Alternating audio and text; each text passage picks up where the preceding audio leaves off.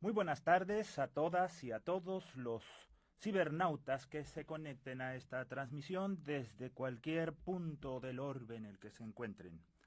Nos da, como siempre, un enorme placer saludarlos desde la cabina profesora Lupita Preciado Ponce de nuestra Radio Libertad, en una emisión más que, si yo no me voy equivocando, vamos ya por la número 7.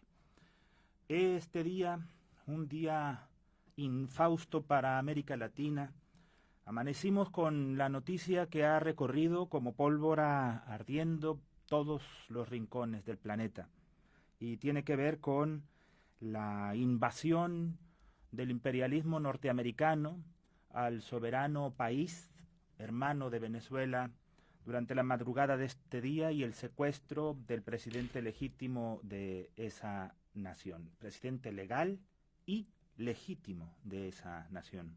Sobre el particular, pues poco hay que añadir a lo que todos ustedes seguramente han valorado a lo largo de las últimas horas y que piensan. Y por nuestra parte, al finalizar este programa, vamos a traer a la memoria unas palabras recientemente pronunciadas por un político norteamericano de gran prestigio en ese país y en otras latitudes. Estuve a un paso de cancelar esta transmisión porque les comenté en la asamblea, siempre hablo de asambleas, perdónenme, que en la transmisión anterior les comenté que estamos afinando los detalles de la página web y la verdad es que nos quitó más tiempo del que teníamos previsto, y pensé que probablemente lo mejor sería cambiar el horario y el día para mañana o el lunes, pero decidí seguir adelante con el poco material que ya se había preparado para ir, cuando menos, adelantando algunos aspectos de la discusión que me interesa seguir profundizando con ustedes. En parte también motivado por las deliberaciones que se van suscitando en el grupo de WhatsApp donde están incorporados cientos de trabajadores administrativos y académicos jubilados que forman parte de la asociación que preside la maestra Florina García Borges. Así que allí, al advertir ciertas imprecisiones o diferendos de criterio respecto a cuestiones de carácter legal y también políticas, es que me parece que esta discusión que pretendo abrir será el primer punto de arranque para muchas otras que me parece necesario ir abordando.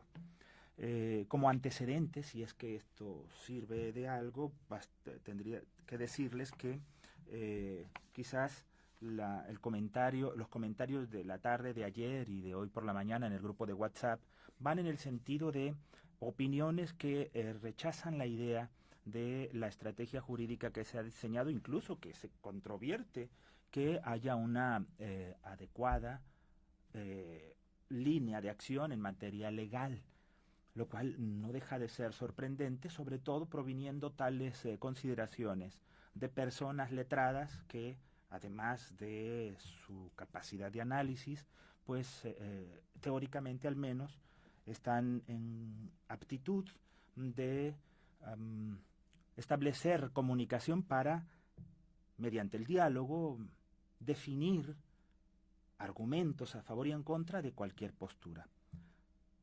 Quizás es una discusión no del todo correcta porque hasta el día de hoy no ha habido en el escenario político local o de la política universitaria, para ser más precisos, una sola opinión de carácter legal de alguna persona que se dedique a la abogacía, que tenga esta profesión como profesión de vida, que haya salido a la palestra de la discusión para decir aquí hay una incorrecta apreciación o este concepto se ha interpretado de manera inadecuada.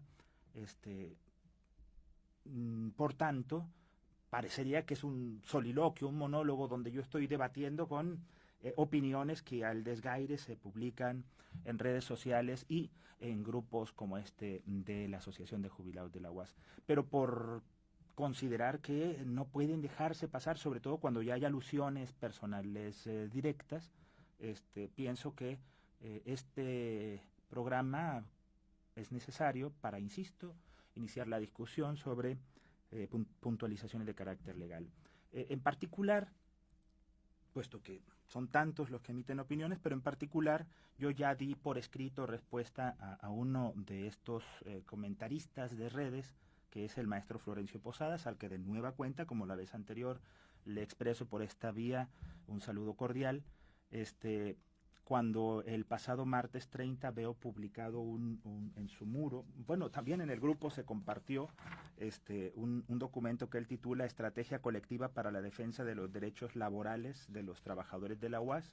Hace una serie de consideraciones allí, habla de la jubilación dinámica como salario diferido, principio de no regresividad, configuración del acto reclamado y el anuncio como acto inminente por parte de la autoridad universitaria, y el tema central de esa publicación del martes 30 del maestro Posadas va en el sentido de que en relación con el trámite de lucha para defender los intereses de los universitarios, es procedente algo que él denomina el amparo preventivo, cuyo propósito principal sería la suspensión del acto, es decir, evitar que la afectación se efectúe por parte de la autoridad universitaria, y en esos términos, palabras más, palabras menos, era su publicación del martes, puesto que, como reitero, en sus publicaciones ha hecho un esfuerzo destacado por no solo dar opiniones al desgaire, sino intentar articularlas de una manera que resulte, además de concisa, sustentada. Por eso es que me ha parecido siempre atendible la opinión del maestro Posadas, sobre todo si se comparte en el grupo de WhatsApp de la asociación, puesto que si se hace un planteamiento de esta naturaleza, no siendo él abogado, pero de no darse una respuesta puntual, puede generar, insisto, confusiones tanto en las personas que forman parte del grupo como en las redes en general. Por eso ese día mismo, por escrito, compartí en el grupo y a él directamente en su muro, me piden que haga una precisión sobre el micrófono para que se escuche mejor. ¿No se escucha bien como lo estamos haciendo? ¿Sí se escucha bien? Pensaba privilegiar el tema de poder ver directamente a la gente. Bueno, si necesitamos hacer alguna corrección adicional, me dicen, por favor. Bueno, entonces, por escrito, lo que yo le planteé a el maestro Posadas, pues es en esencia lo que hablamos ya en la emisión anterior, es decir, que la vía jurídica del amparo no es la correcta, y le explico por qué, como lo hice en la emisión anterior. Incluso en el documento que le dirigí, de poco más de una cuartilla, en los puntos 6 y 7, para concretizar en esto, después de dar las razones del por qué no era la vía correcta, le señalo lo siguiente. Estimado maestro Florencio Posadas, que dada su formación como antropólogo social, sé que su planteamiento fue resultado de una lectura acuciosa de textos legales, muy probablemente apoyado con el asesoramiento de algún abogado o abogada. Sin embargo, precisamente con base en las pautas que nos proporciona la antropología social, estoy convencido de que usted es capaz de admitir la posibilidad de que dicho planteamiento contenga alguna involuntaria equivocación teórica y práctica en materia legal. Por eso cierro en el punto 7 diciendo que, en vista de lo expuesto, expreso a usted mi total disposición de contribuir a hacer las precisiones que sean necesarias en relación con este aspecto crucial de la actual coyuntura universitaria, ya en mi despacho, ya en las oficinas de la Asociación de Jubilados, ahí me faltó añadir, o en el lugar donde a usted le parezca pertinente, para procurar ajustar en la forma más amplia e incluyente que sea posible, los criterios orientadores para la acción de las y los jubilados, de las y los trabajadores activos y de las y los estudiantes de la UAS. Así que en esos términos fue nuestra comunicación, con el afecto de siempre, le envía saludos, bla, bla, bla. Ese mismo día por la noche, el maestro muy atentamente también me responde, diciéndome pues que nomás les dije que la vía que él señalaba no era correcta, pero que no le había dado los argumentos. Y los argumentos pues, son los que expresé en nuestra emisión anterior. Le compartí el vínculo para que pudiera analizarlos y pues si encontraba algún error en los argumentos, pues poder compartir, debatir, en forma fraternal, en camaradería, los temas.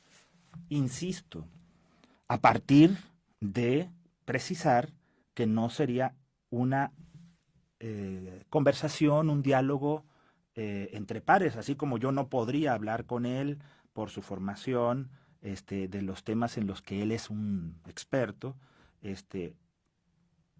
en correspondencia, pues él no es abogado, ni tiene la preparación, ni la práctica. No obstante, aún así, por lo que ya mencioné, me pareció que ese diálogo podíamos entablarlo en el mejor de los ánimos posibles.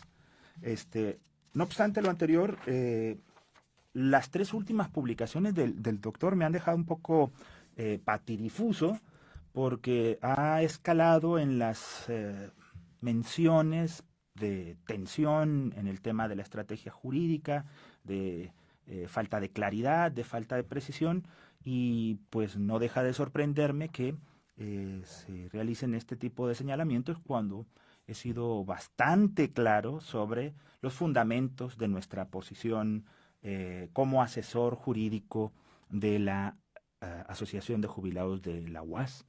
De hecho, en la última publicación, él menciona que quizá el aspecto más preocupante del llamado Plan Estatal de Lucha es que prescinde de una estrategia jurídica correctamente estructurada, a pesar de que el conflicto se origina esencialmente en una amenaza jurídica que concreta la imposición unilateral de descuentos salariales y jubilatorios de carácter retroactivo y regresivo. Y la premisa de él es que estamos frente a un asunto que puede tratarse por la vía del amparo. Creo que, aunque parezca redundante, voy a compartir un pequeño material, como lo hicimos la vez anterior, a través de PowerPoint, para simplificar esto de las ventanas a través del programa de transmisión OBS que todavía no conocemos, no sabemos manejar con la maestría que se necesita. Así que elaboré, como la vez anterior, una pequeña diapositiva para poderlas compartir con ustedes. Sobre todo porque es evidente, o al menos me lo parece, que la falta de precisión en la terminología jurídica es causante de estos diferendos o de estos conceptos en los que no termina de cuajar en mentes tan brillantes como la del maestro Florencio y otros, la explicación tan, digamos, nítida que he intentado compartir con ustedes. Por eso estas necesarias precisiones legales y políticas a las que he referido acá. Bueno, en el arranque de su exposición, el maestro Florencio, digo el arranque de toda esta discusión que ha venido generando en sus escritos, él parte de que la jubilación dinámica son un derecho laboral adquirido que se ha ejercido en diversos casos durante más de 5 décadas, lo cual es incuestionable. Y empieza, estas son las primeras líneas del documento del martes, ¿no? Y luego continúa su naturaleza jurídica como salario diferido y su incorporación expresa en los contratos colectivos de trabajo la convierten en una prestación protegida por la Constitución, la legislación laboral y los tratados internacionales. No se trata, dice, de una prestación extrajudicial, sino de una prestación que está protegida por la ley. Y aquí es donde, repito, es el punto de arranque de la argumentación. Aquí es donde quizás está parte de la incomprensión en materia legal que escucho en asambleas, que envían en mensajes de texto o a través de las redes de WhatsApp o de Facebook. Y creo que esta distinción, aparte de lo que ya vimos la vez anterior, va a ser importante para ustedes. La distinción entre las prestaciones legales y las extralegales.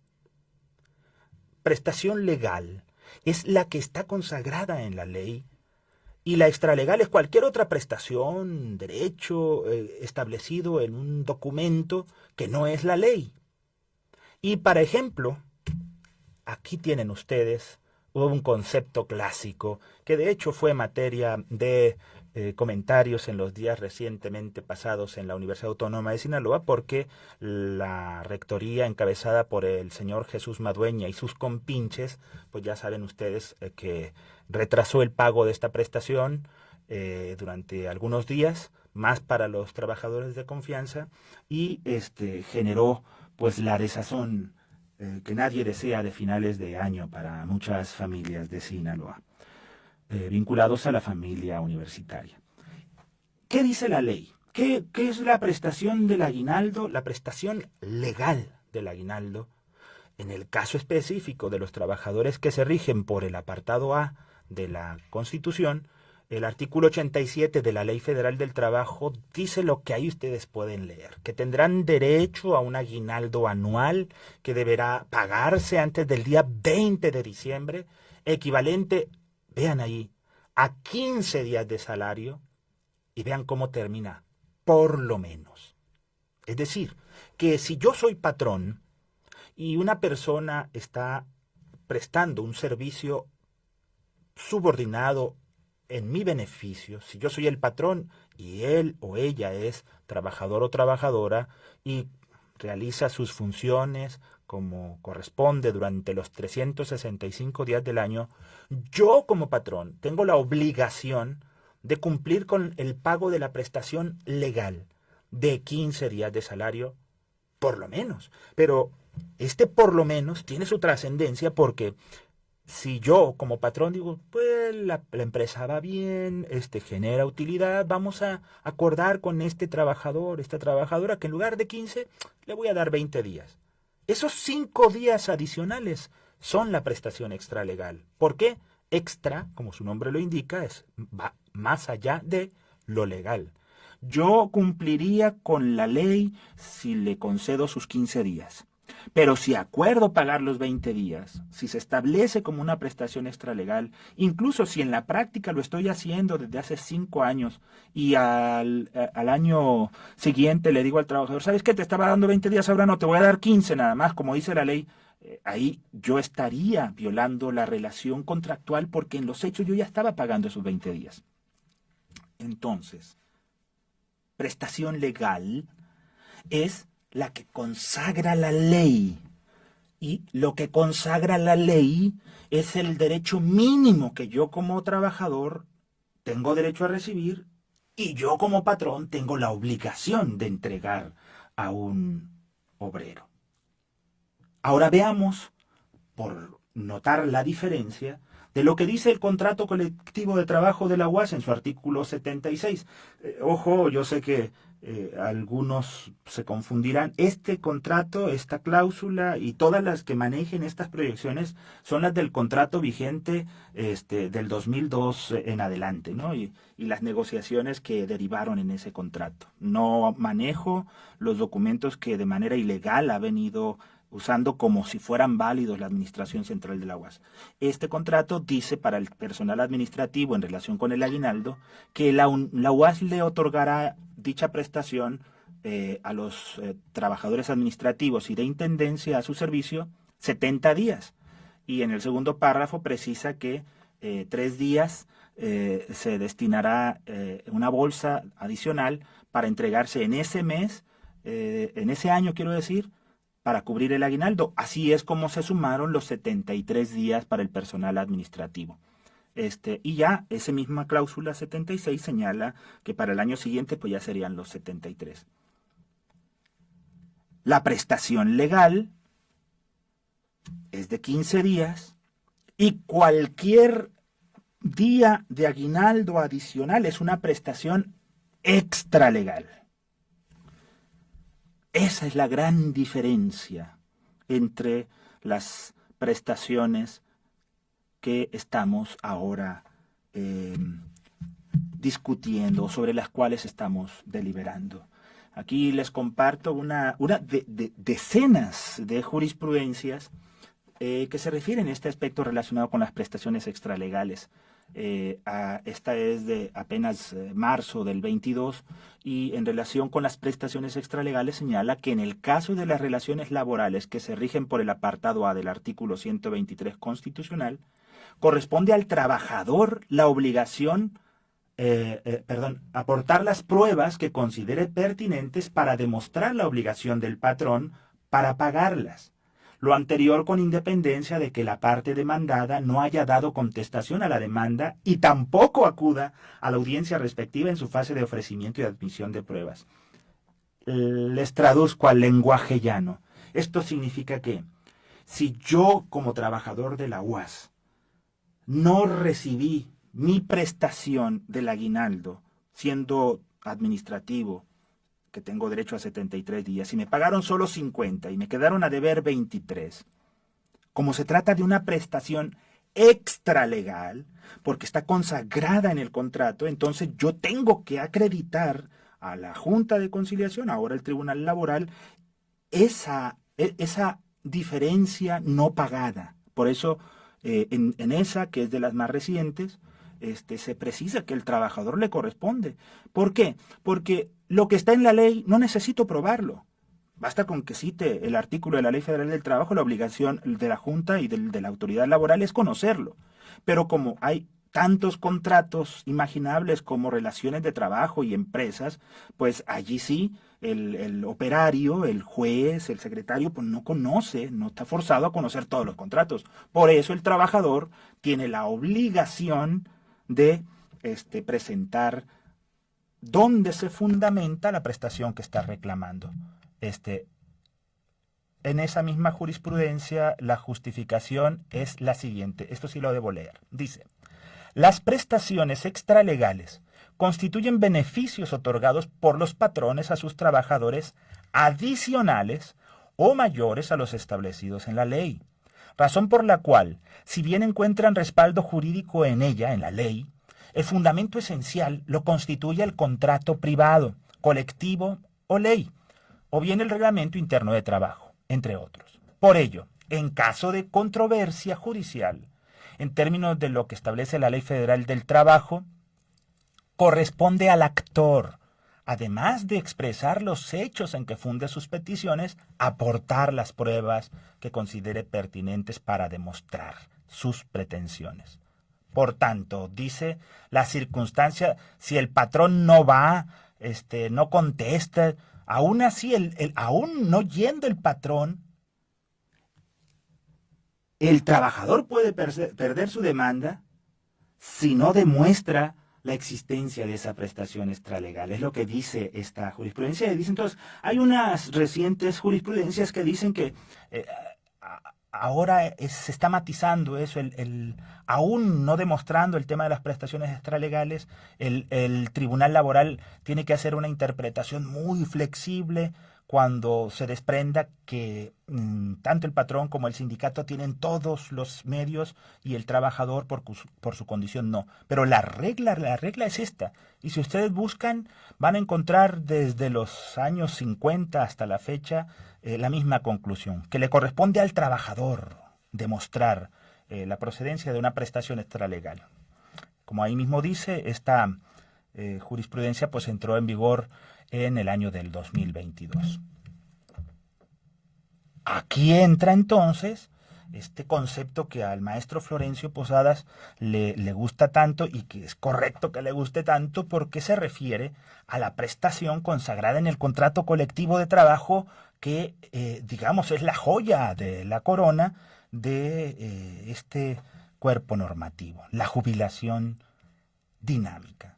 Jubilación dinámica que está consagrada en la cláusula 86 y en particular 86.8 del contrato, que en este texto del 2002 precisa que es obligación de la universidad jubilar al personal sindicalizado que cumpla 25 años de servicio independientemente de su edad biológica, con derecho vitalicio a recibir salario íntegro, aumento de percepciones en la misma proporción y cantidad en que hayan sido otorgadas al personal sindicalizado en activo. Allí es donde entra el dinamismo de la pensión.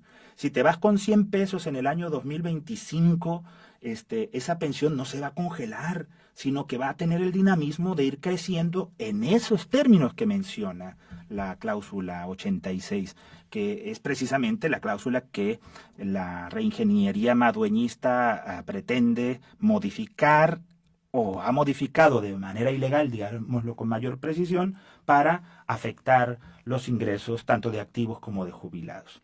Entonces, esta prestación, con base en lo que he explicado, preguntaría yo a todas y todos ustedes, si he sido yo claro y no me he seguido trompicando con conceptos jurídicos, ¿es una prestación legal o extralegal? Si fuese legal, en lugar de citar la cláusula de un contrato, estaría citando el artículo de una ley. Por tanto, legal no es. Con base en lo expresado, se trata de una prestación extralegal, conseguida a fuerza de lucha y de movimiento y de organización de los trabajadores universitarios, sin duda. De hecho, uno de los primeros documentos que leí que me gustó mucho fue del maestro Posadas en las redes, fue donde aparece con en una fotografía al frente de un autobús donde está señalándose pues que se está construyendo el sindicato y se están integrando estas prestaciones, ¿no? Entonces, este punto es una piedra de toque, una piedra angular en la argumentación, porque la jubilación dinámica es una prestación extralegal. El aguinaldo superior a los 15 días es una prestación extralegal. Cualquier prestación que esté en el contrato colectivo de trabajo que no esté en la Ley Federal del Trabajo es una prestación extralegal.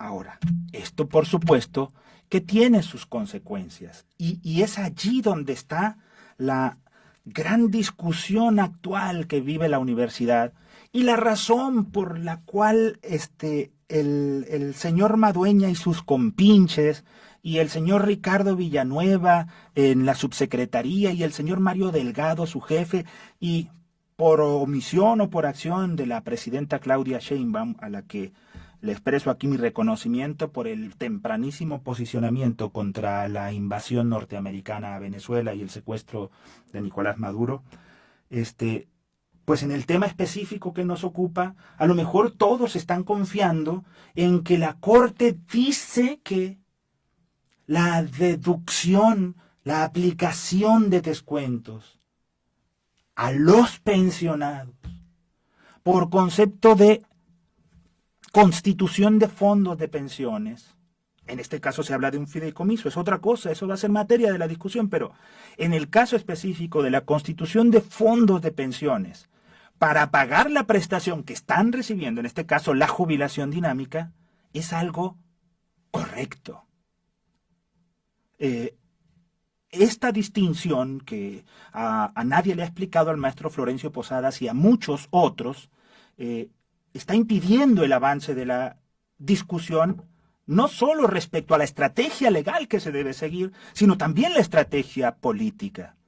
Porque parten de la presunción de que es un asunto de mero trámite, acudir con este asunto al tribunal para que el tribunal les dé la razón. No es un asunto de mero trámite, es un asunto de una enorme complejidad de argumentación jurídica, que mientras más pronto, mientras más claro lo tengan, más lejos van a poder llegar en la lucha.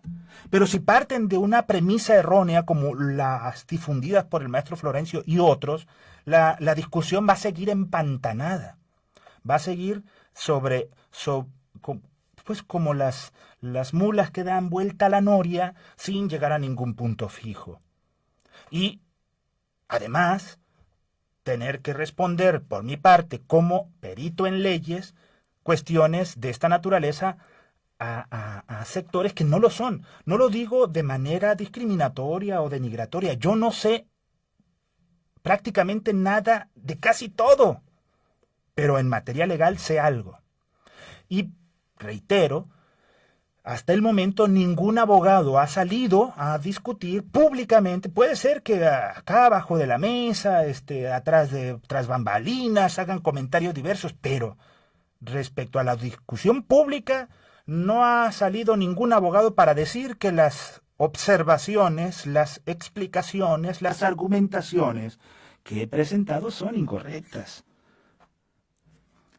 Y para que ustedes vean, este vendría a ser, digamos, la cereza del pastel en la que están apoyados todos los que en el país, desde las administraciones universitarias y desde la Subsecretaría de Educación Superior, están confiando. Este es el santo al que le tienen encendidas todas sus veladoras. Es la última de una serie de resoluciones dictadas por la Suprema Corte de Justicia, que si bien no entrañan todavía, no han constituido jurisprudencia, trazan la ruta que quieren ellos consolidar mediante juicios como los que vamos a promover en Sinaloa.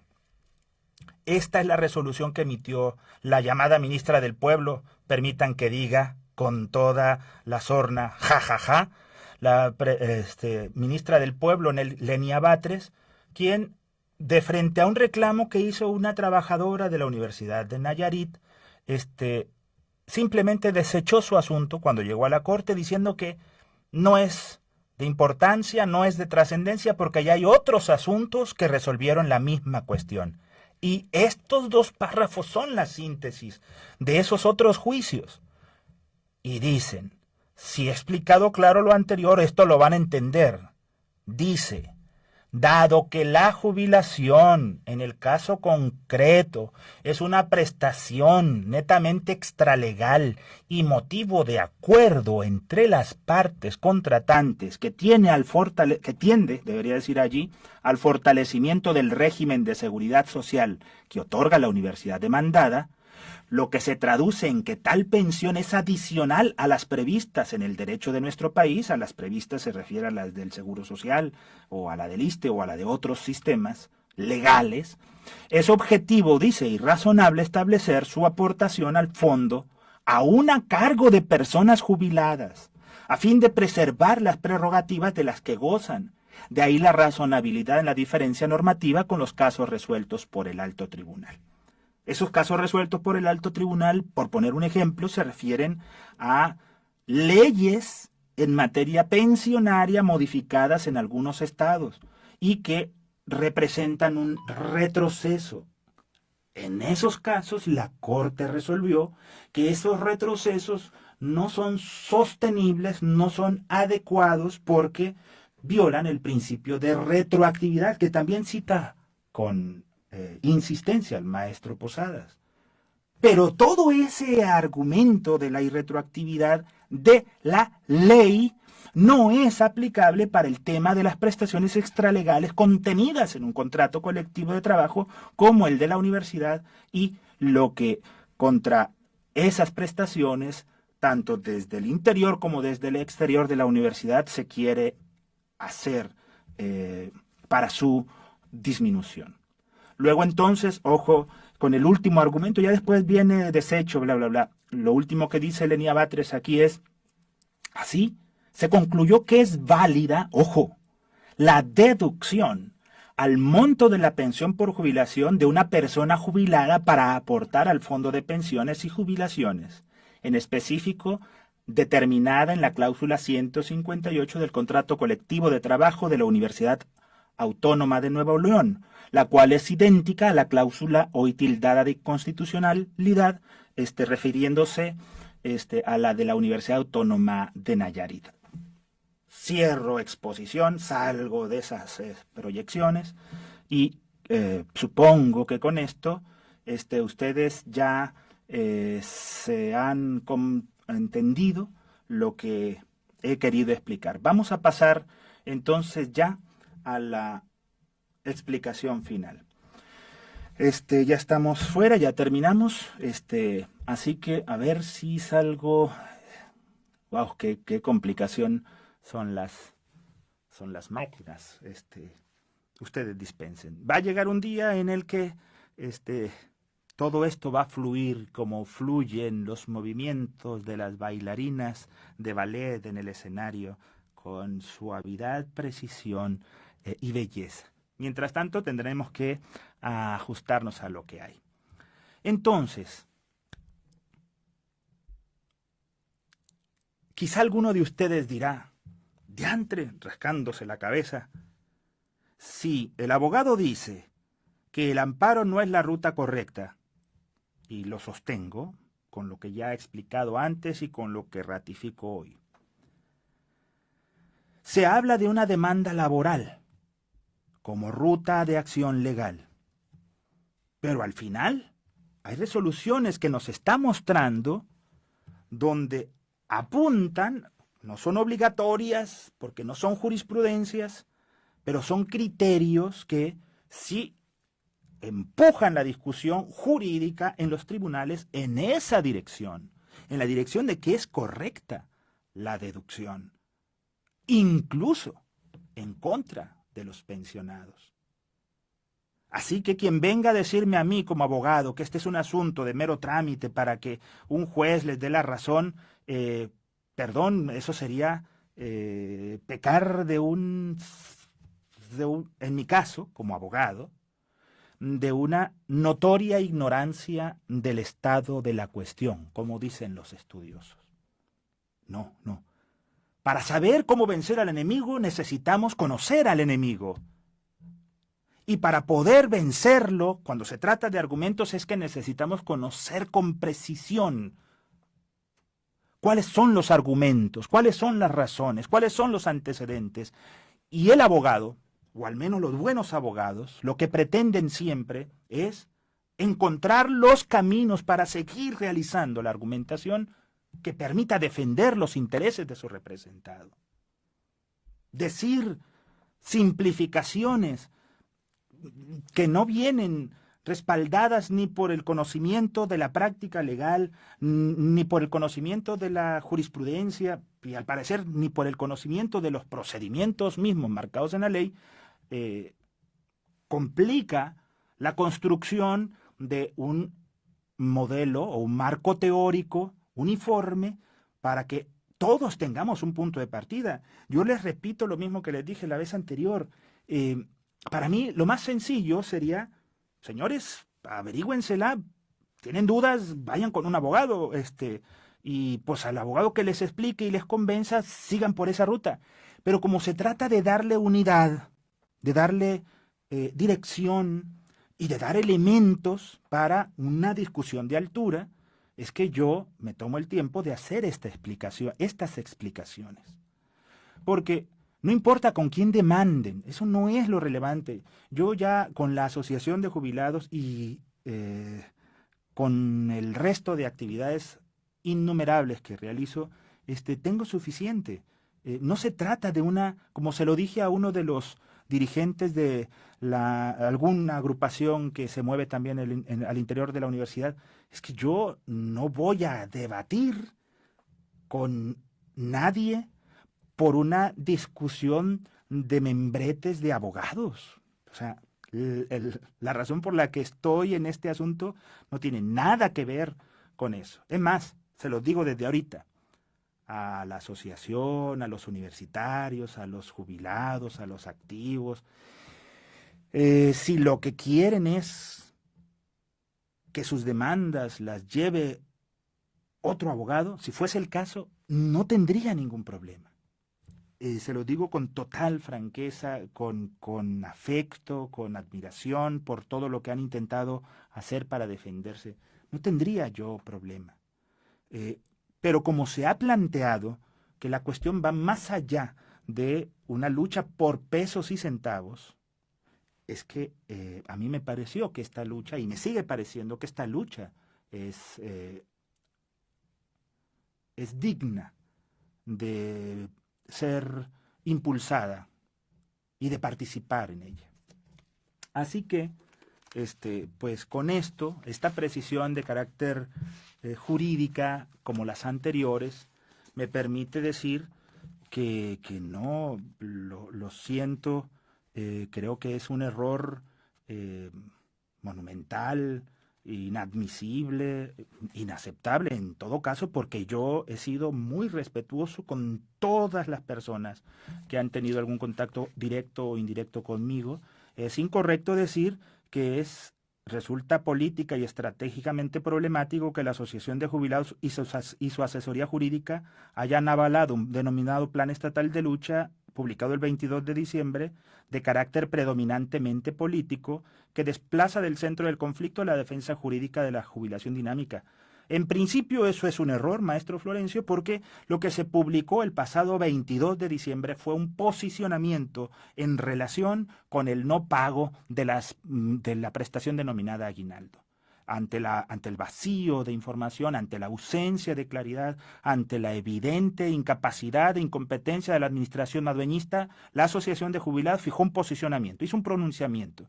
Y obviamente en ese pronunciamiento se incluyen algunos aspectos que son relevantes, pero eso no es un plan estatal de lucha. Si usted me dice, o quien sea me dice, que se publicó con pelos y señales el plan estatal de lucha, entonces sobre eso hablamos. Pero si ni siquiera el documento que sí se publicó se asume que se trata de un plan estatal de lucha, eso no es un plan estatal de lucha, porque de hecho el posicionamiento claramente precisa que anunciamos también que nuestra asociación hará una convocatoria a todos los integrantes de la comunidad universitaria para impulsar en forma organizada y conjunta el plan estatal de lucha. Para conseguir lo anterior, en breve vamos a socializar por todos los medios disponibles el plan estatal de lucha, mismo que de manera enunciativa contempla, entre otras, las siguientes. Y, perdón, pero el punto D dice claramente la promoción de todas las acciones legales y políticas que resulten procedentes ante las instancias administrativas y jurisdiccionales competentes para defender sin cortapisas los derechos constitucionales, legales y contractuales de los trabajadores y de los jubilados. Es decir, no creo que siendo tan puntualmente claros, podamos nosotros aceptar que en el grupo de la asociación o en las asambleas se hable de que la asociación o este abogado no saben de lo que están hablando, porque eso me parece que ya no es propiamente un diálogo respetuoso. Es tanto como decir que andamos dando palos de ciego, caminando frente a otros ciegos, directo al despeñadero. Y eso, con perdón, pero ni aún viniendo de un catedrático, de un investigador, lo podemos aceptar. Y por eso, por escrito, hice las puntualizaciones el martes y por eso me pareció que aunque algunos pudieran sentirse un poquito ya hastiados de aspectos técnicos, jurídicos, como ya estamos en la fase de estas precisiones, me parece que dejarlas pasar, dejarlas correr, es alimentar toda esa incertidumbre, esa vaguedad, y en muchos aspectos podrán corregirme, pero en lo que tiene que ver con el uso del lenguaje para intentar ser suficientemente claro, yo creo que allí ya tenemos alguna experiencia. ¿Qué sigue entonces? Sigue que el plan estatal de lucha de la asociación se integre, se complemente, se elabore y que se socialice para que todos los que estén realmente interesados en contribuir a la lucha política y jurídica hagan sus aportaciones y que sumando fuerzas, criterios, avancemos hacia la búsqueda de un objetivo común. Y yo creo que tanto en público como en privado, como asesor, esa función la he intentado desempeñar con la mayor puntualidad posible.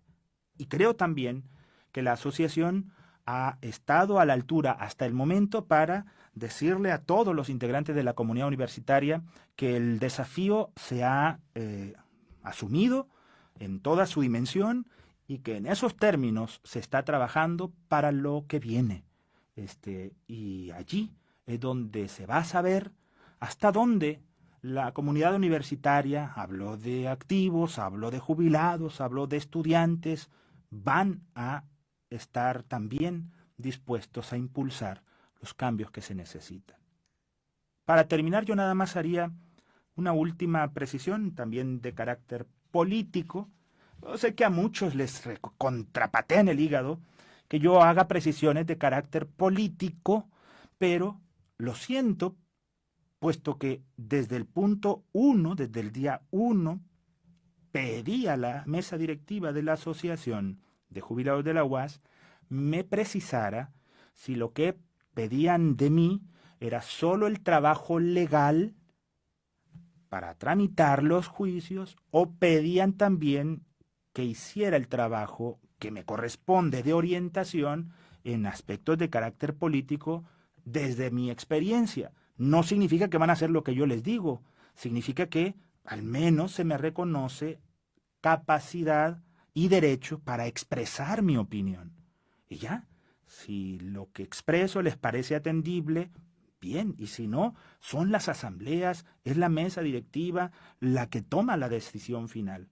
Pero algunos, desde el principio, en estos grupos que parecen más interesados en la fragmentación que en la unificación, han asumido que mi participación de alguna forma les resulta ofensiva, pero no ha sido en ningún momento esa mi intención. Creo que más allá de las palabras son los actos los que dicen de qué está hecho cada uno. Entonces, lo que quiero decir para terminar el tema de las precisiones jurídicas y políticas que nos invitó a reunirnos este día, a reserva de que también voy a revisar, antes de terminar, los comentarios que han hecho algunos de ustedes, lo que sea posible antes de irnos, es lo siguiente. A partir de la certeza que tengo, que ya les he explicado una y otra vez, de que este no es un asunto únicamente o esencialmente jurídico. Antes, al contrario, es antes que cualquier cosa, es un asunto de eminente repercusión y trascendencia política. Porque no es posible que nos vengan a decir que son entes regeneradores de la vida universitaria los que la tienen hundida en el abismo de corrupción en el que hasta la fecha se encuentra.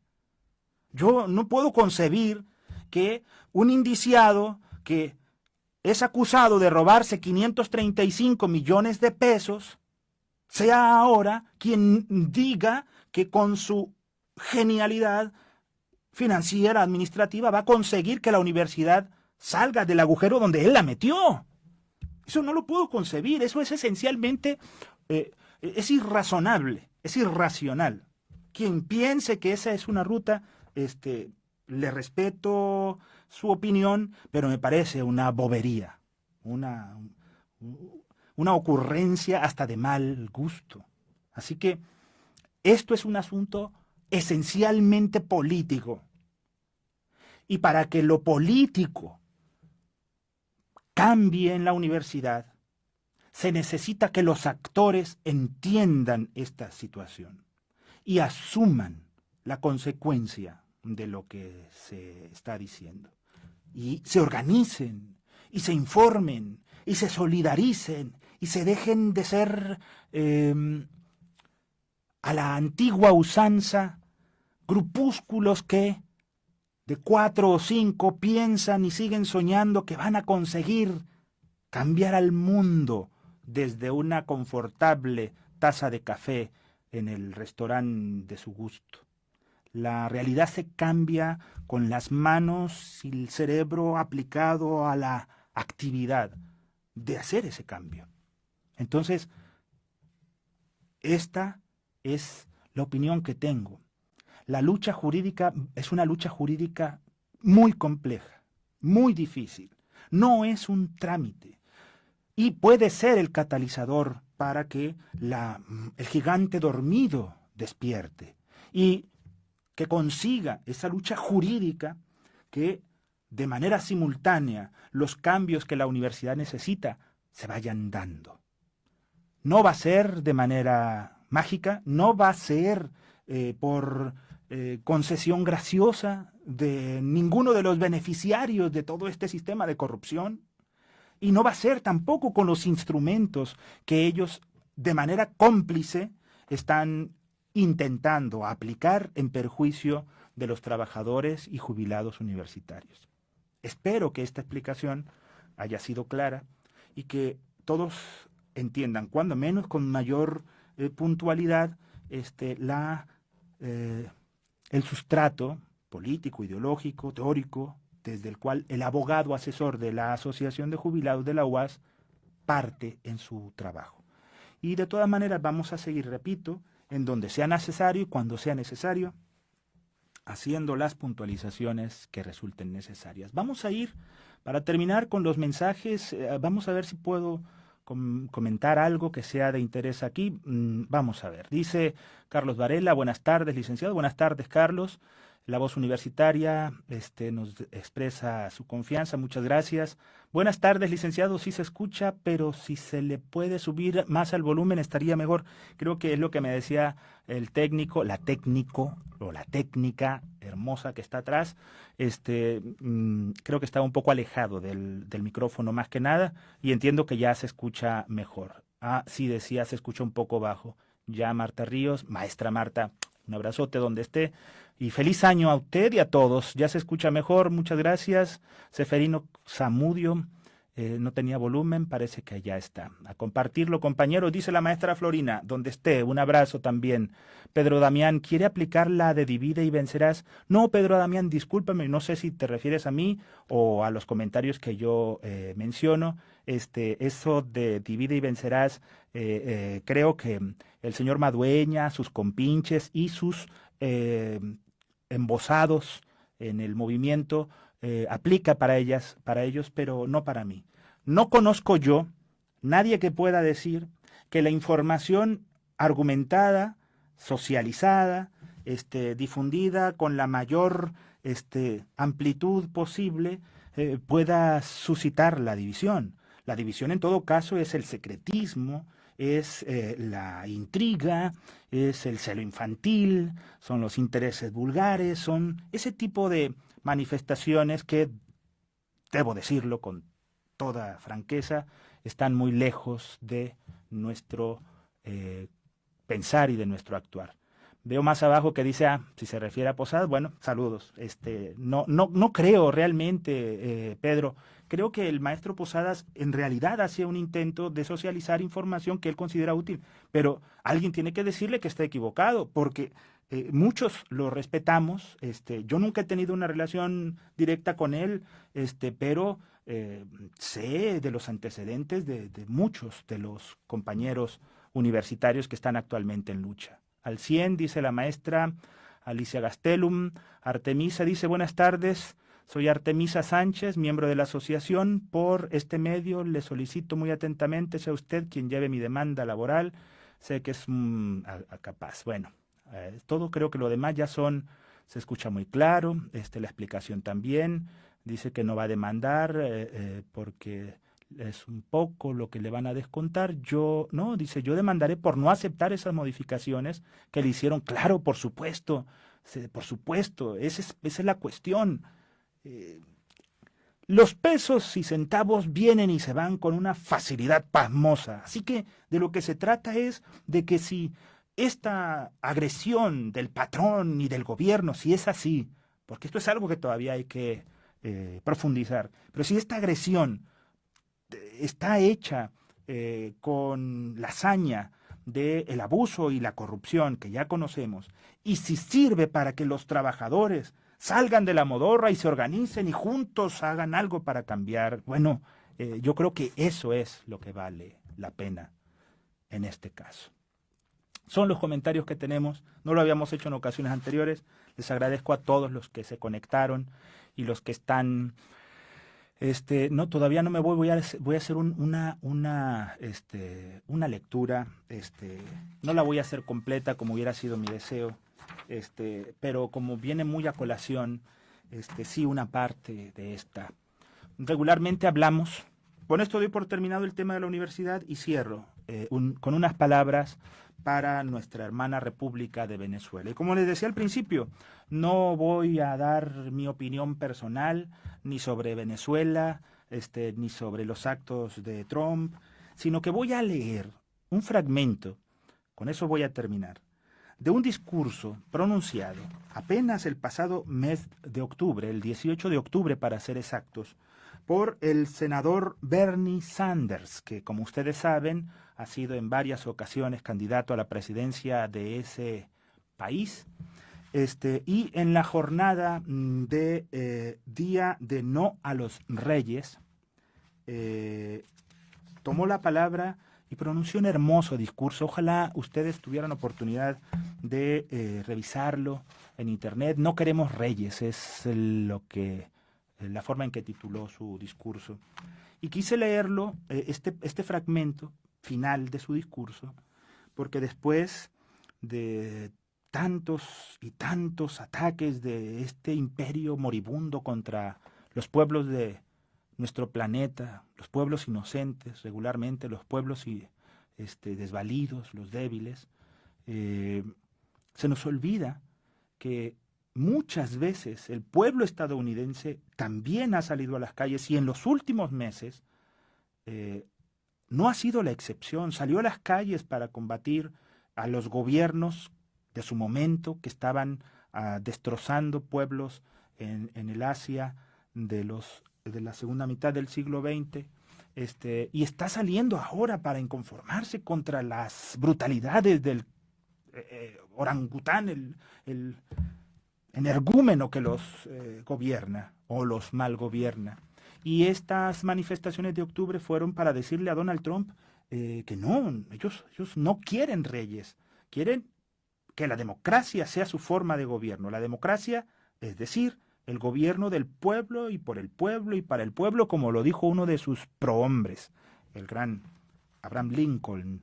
Entonces, en estas palabras finales de su discurso, después de hacer una radiografía brutal de las condiciones que sufre el pueblo norteamericano en estos infaustos días, dice el señor Bernie Sanders: el establishment del que forman parte los medios corporativos y muchos de mis colegas en el Congreso, quiere que creamos que carecemos de poder. Quiere que creamos que no podemos cambiar el statu quo, pero eso es mentira. A través de la historia de nuestro país, cuando los estadounidenses han resistido y han luchado por la justicia, han vencido. Cuando los fundadores se opusieron al rey Jorge, les dijeron que era imposible, pero ganaron. Cuando los abolicionistas lucharon por poner fin a la esclavitud, les dijeron que era imposible, pero ganaron.